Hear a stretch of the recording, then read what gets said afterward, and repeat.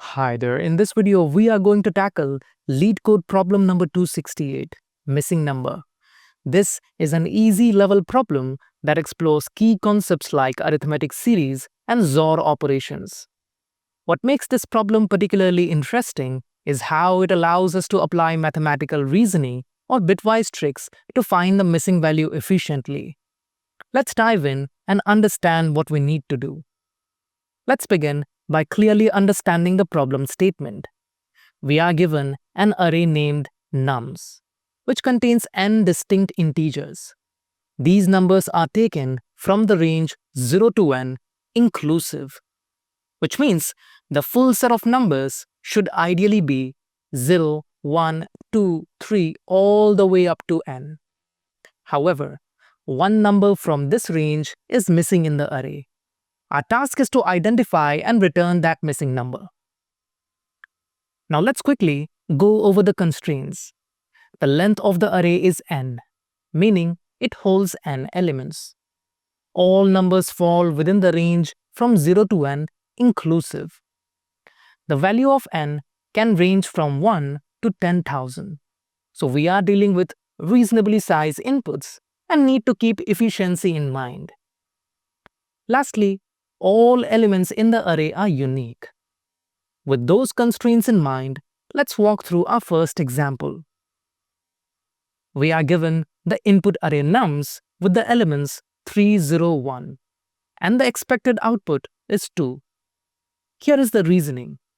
Since the array contains 3 elements, n is 3. So the full range of numbers should be 0, 1, 2, 3.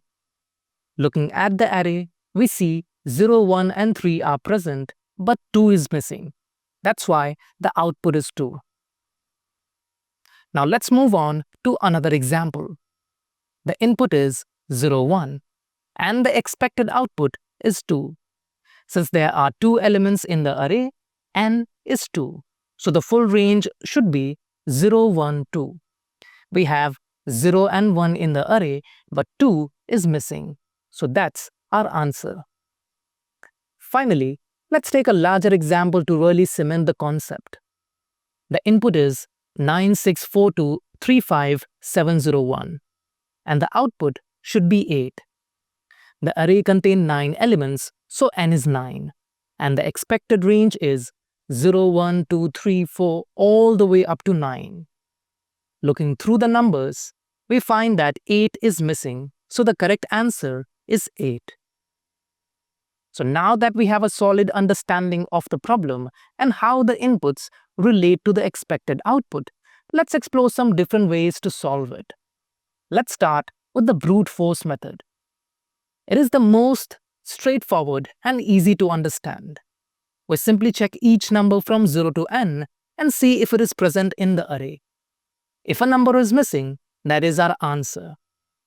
The idea is simple. Go one by one and look for what is not there.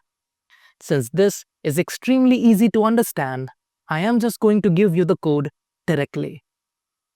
We begin by declaring our method missing number, which takes an integer array as input and returns a single integer.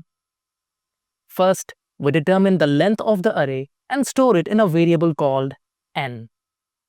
To find the missing number, we iterate through every number from 0 to n inclusive. This outer loop represents the full range of numbers we expect to find in the array. For each number I in this range, we introduce a Boolean flag called found, initially set to false. This flag helps us track whether the current number I exists in the nums array. Next, we implement an inner loop that goes through each element j in the nums array. The goal here is to check whether the current number I from the outer loop is present in the array. Inside the inner loop, we use a simple condition. If nums at the index of j is equals to I, that is, if the current element matches the number we are looking for, it means we have found it. In that case, we set found to true and break out of the inner loop, since there is no need to keep searching. Once the inner loop completes, either because the number was found or the loop went through the entire array, we check the found flag. If it is still false, it means the number I is missing from the array, so we return I immediately. Finally, as a fallback, even though it should never be reached due to the problem's constraints, we include a return -1 at the end of the method. This acts as a safeguard in case no missing number is found. As for the time complexity, this approach runs in big O of n square because we have a nested loop. Each number from 0 to n is checked against every element in the array. The space complexity is big O of 1 since we only use a constant amount of extra space regardless of the input size. So, while this method is easy to understand, it is not efficient for large inputs. So let's move on to a much smarter and faster approach, one that avoids nested loops entirely and leverages a simple mathematical insight, the Gaussian summation formula. This transforms our problem from a searching task into a straightforward arithmetic calculation. The Gaussian summation formula is an elegant mathematical expression used to calculate the sum of first n natural numbers. The formula states that the sum from 1 to n equals n times n plus 1 divided by 2. However, in our problem, the numbers range from 0 to n, not from 1 to n. That means we are actually summing n plus 1 numbers starting from 0. But here is the catch. Adding 0 does not change the sum. So the total sum from 0 to n is basically the same as the sum from 1 to n. Let's look at a couple of examples to see it in action. If n is 5, the sum of numbers from 0 to 5 would be 5 times 5 plus 1 divided by 2, which is 15, which matches the actual sum 0 plus 1 plus 2 plus 3 plus 4 and plus 5. Let's take another example. N is equals to 10. The formula gives us 10 multiplied by 10 plus 1 divided by 2, which again matches the total of all numbers from 0 to 10. This mathematical shortcut sets up for a very efficient solution to our problem. By using the formula to calculate what the total should be, we can simply subtract the actual sum of the array to find the missing number. So let's apply it to the missing number problem. Consider the nums array 964235701. We start by calculating n, which is simply the length of the array. In this case, n is equals to nums.length, which is 9. Next, we calculate the expected sum of numbers from 0 to 9 using the Gaussian summation formula. So 9 times 9 plus 1 divided by 2 becomes 45. This is the total sum we would expect if no number were missing. We then initialize a variable actual sum to 0 and use a pointer I to iterate through the nums array to calculate the sum of its elements. The first element is 9, so actual sum becomes 0 plus 9, which is 9. Next, we add 6, bringing actual sum to 15. Then we continue adding 4, 2, 3, 5, 7, 0, and finally 1, updating actual sum to 37. So, the total sum of all elements in the array is 37. To find the missing number, we subtract the actual sum from the expected sum. So 45 minus 37 gives us 8. We then return this result since 8 is the number missing from the array. For the code of the solution, we start by defining the same method signature, missing number.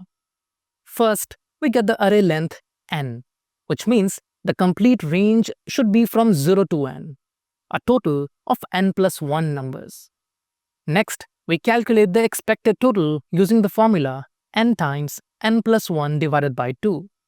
This gives the sum if no number were missing. Then we compute the actual sum by iterating over the array and adding all elements. Finally, we subtract the actual sum from the expected sum. The result is the missing number. As for the time complexity, this mathematical approach is highly efficient. We iterate through the array exactly once, so the time complexity is big O of n. The space complexity is big O of 1, since we only use a constant amount of extra space regardless of the input size. Now, while the summation method is clean and effective, there is an even more elegant and clever solution that uses bit manipulation, especially the XOR or exclusive OR operation. This approach not only improves efficiency but also highlights some beautiful mathematical properties. The XOR operator is a fundamental bitwise operator that compares corresponding bits of two operands. It returns 1 if the bits are different and 0 if they are the same. In most programming languages, XOR is represented by the caret symbol. Understanding XOR is crucial for many advanced algorithms and optimization techniques. So let's take a closer look at the XOR truth table. When both input bits are 0, the result is 0. When one input is 0 and the other is 1, the result is 1, because the bits are different. Similarly, when one input is 1 and the other is 0, the result is again 1. But when both input bits are 1, the result is 0, since the bits are the same. In short, XOR returns 1 if the bits are different and 0 if they are the same. Now, what makes XOR especially powerful in algorithmic problem solving is its unique set of mathematical properties. It is commutative, meaning A XOR B equals B XOR A. Order does not matter. It is associative, meaning A XOR B XOR C equals A XOR B XOR C. Grouping does not matter. It has an identity property where A XOR 0 equals A. So XORing with 0 leaves the value unchanged. And most importantly for our solution, it is self-inverse, meaning A XOR A equals 0. A value XORed with itself always results in 0. Let's work through a practical example, 9 XOR 9. To understand this completely, we need to work with the binary representation of these numbers. When we XOR 1001 with 1001, we compare each bit position. So 1 XOR 1 is 0, 0 XOR 0 is 0, 0 XOR 0 is 0, and 1 XOR 1 is 0. The result is 0000, which equals 0 in decimal. This demonstrates the self-inverse property perfectly. Let's look at another example, 9 XOR 0. This will demonstrate the identity property. 9 in binary is 1001 and 0 in binary is 0000. When we XOR them, 1 XOR 0 is 1, 0 XOR 0 is 0, 0 XOR 0 is 0, and 1 XOR 0 is 1. The result is 1001, which equals 9 in decimal. This confirms that XORing any number with 0 leaves the original number unchanged. So now that we have a clear understanding of the XOR operator and its properties, let's apply the XOR method to our missing number problem. We will use our example where n is 9 and the array is 964235701. The key insight is that if we XOR all expected numbers with all actual numbers, the duplicates will cancel out. So first, we calculate XOR expected by XORing all numbers from 0 to n. So 0 XOR 1, XOR 2, XOR 3, XOR 4, all the way up to XOR 9. This represents what our XOR result should be if all numbers were present. Next, we compute XOR actual by XORing all elements in our input array. So 9 XOR 6, XOR 4, XOR 2, all the way up to XOR 1. This gives us the combined XOR of all the numbers that are actually present in the array. Now here is the key insight. XOR actual includes almost all the numbers from 0 to 9 except 8.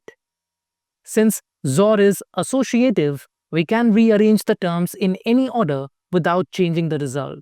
So we can write it as 0 XOR 1, XOR 2, XOR 3, all the way up to 7 XOR 9. And when we XOR expected, which includes all numbers from 0 to 9, with XOR actual, something fascinating happens. All the numbers that appear in both sets cancel out each other due to XOR's self-inverse property. That is, a number XORed with itself results in 0. The only number that does not cancel is 8 because it is missing from the input array. And that is our answer.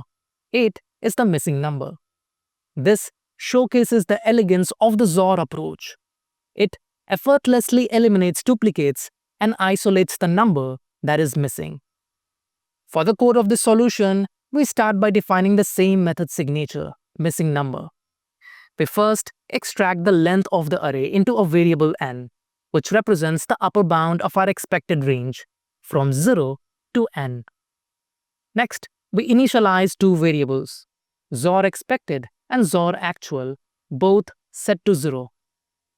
We then loop through all numbers from 0 to n, XORing each one with XOR expected. This gives us the combined XOR of all numbers that should be present in the array. In a separate loop, we go through each element in the input array and XOR it with XOR actual. This accumulates the XOR of all numbers that are actually present. Finally, we XOR expected with XOR actual. Thanks to the properties of XOR, all matching pairs cancel out each other, and the only number left is the one that is missing.